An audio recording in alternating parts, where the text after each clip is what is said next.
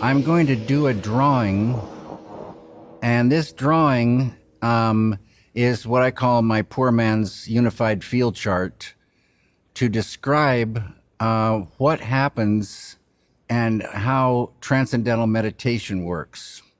So I'm going to draw this one line here.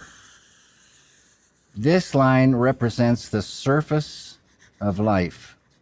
Surface. We see surfaces, metal and wood.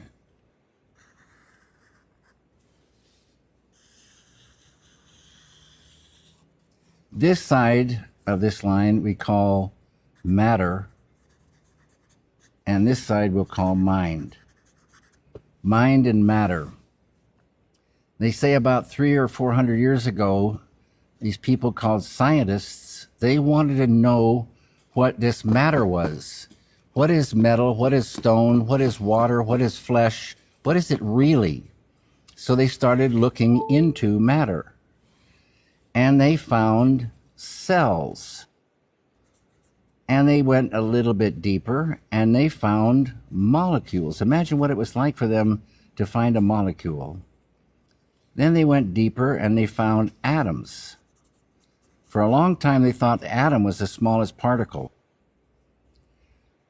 They went deeper and deeper, and till they found what they call the elementary particles, the smallest particles in manifestation. All these subatomic particles in here, bosons, hadrons, whatever all, quarks. They found 4 forces that act upon these particles. 4 forces. And on a deeper level, they found that these 4 forces became 3. These 2, electromagnetism and the weak force, united. And on a deeper level, they found the 3 became 2. Gravity and the unity of these things, rather. Grand unification. In the 1970s, modern science, quantum physics, discovered the unified field. The unity of all the particles and all the forces in manifestation. Unified field. Oneness. And this field is unmanifest. Unmanifest. There is no manifestation in this field. It is a field of no things. Yet, even our scientists say that everything that is a thing has emerged from this field in a process they say is spontaneous sequential symmetry breaking, implying that this field is perfect symmetry.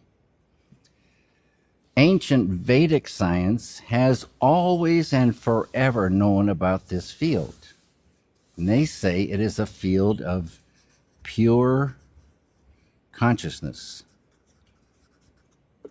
Self-referral, pure consciousness. Transcendental meditation is a mental technique, an ancient form of meditation brought back for this time by Maharishi Mahesh Yogi. He didn't make it up. It's an ancient technique, and it involves a mantra. And the mantra is a very specific sound, vibration, thought. And this mantra you're given in transcendental meditation is like a law of nature designed for a specific purpose. And that purpose is to turn the awareness from out, 180 degrees to within.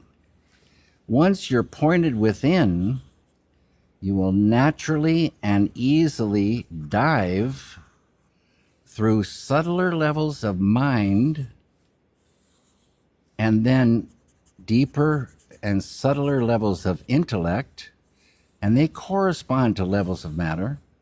And at the border of intellect, you will transcend. Transcend is the key word. This represents the whole field of relativity. You'll go beyond the field of relativity and experience non relative, absolute. This field is eternal. It is unbounded. It is infinite. It is immutable, and it is immortal. It's for always and forever been there. It never had a beginning. It's there now, and it will be there forever. Everything in the field of relativity has a lifespan. Some super short, some not so long, some long, some extremely long. But everything within the field of relativity has a lifespan. When you transcend and experience this field, because this pure consciousness has qualities, all positive qualities, you will experience unbounded intelligence, unbounded creativity, unbounded happiness, unbounded love, unbounded energy,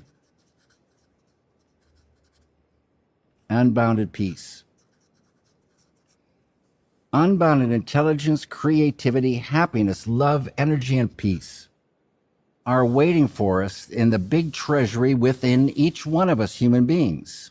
All we need is a technique to get us there. In the world out there, there's many, many forms of meditation. And all these now have been tested on the EEG machine and different forms of brain research. And transcendental meditation is the only one that brings transcending. You want to experience this field. Every time you transcend, you infuse some of this. And if you had a ball of consciousness this big, you infuse some of this, that ball of consciousness is going to expand. In the 70s or 80s, there were things called consciousness raising groups. They weren't raising consciousness, they were raising information. This is a way to get more consciousness. Every human being has consciousness, but not every human being has the same amount.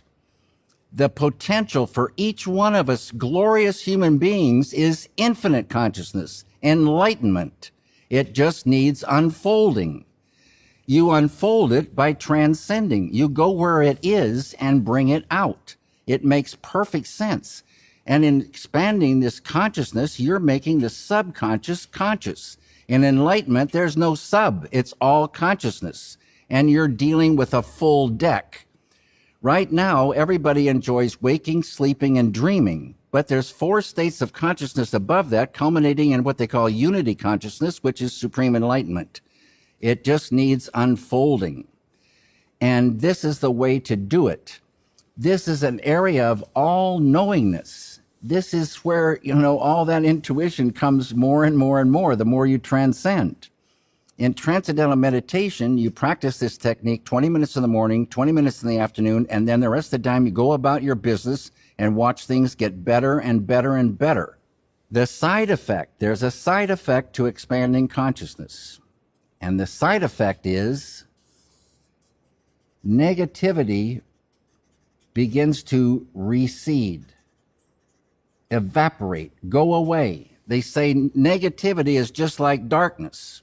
And you say, what is darkness? And you look at it and it's nothing. It's just the absence of something. You can't go down to the store and buy a dark bulb, turn it on and the room gets dark. Darkness is the absence of light. You ramp up this all positive and automatically negativity will go just like darkness goes in sunlight or with an incandescent light. Automatically without trying. Things like stress. This world is stressed like crazy these days. Post-traumatic stress. So traumatic stress, it saves the vets suffering from traumatic stress.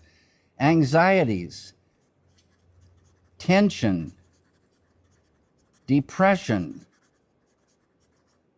sorrow, hate, bitter, selfish anger, and fear all start to lift away. I call it the suffocating rubber clown suit of negativity starts to dissolve. And this rubber clown suit is so heavy for us. It kills creativity. It kills joy of work. It kills energy. It makes you sick. Stress-related illnesses. Stress can kill us. This stuff starts disappearing. That dissolves a rubber clown suit. No one wants to be a clown suffering. Here is a thing that gets rid of it.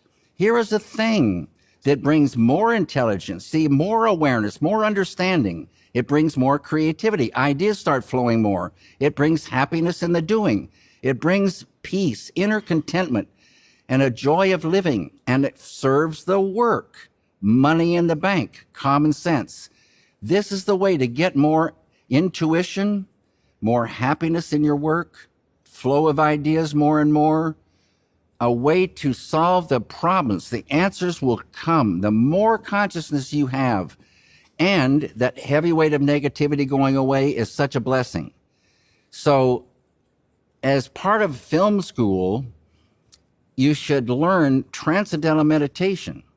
Transcendental meditation is a unique form. If you practice a concentration form of meditation, because the mind is engaged in concentration, it will keep you near the surface, near the surface. Maybe there's some benefit, but you're not transcending. Contemplation form of meditation, like watching your breathing or smelling the roses, that's a nice thing, but you're not going to transcend. So you want a thing that gets you to the treasury, to the real thing, and infuse that and grow in that, and you'll never, ever, ever be sorry.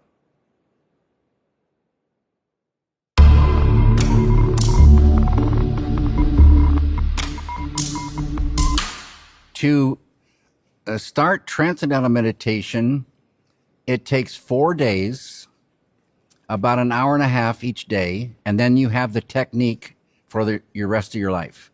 You understand how it works. You know you're meditating correctly. Your questions have been answered, and you have it. You need a legitimate teacher of transcendental meditation as taught by Maharishi Mahesh Yogi. There's other people out in the world that said, oh, I'll teach you that. I'll do this, and that. It's not the real thing. You want a legitimate teacher. And you can call the TM centers, and they will, confirm the teacher being legitimate. And like I said, 4 days, about an hour and a half a day. And then you're rocking.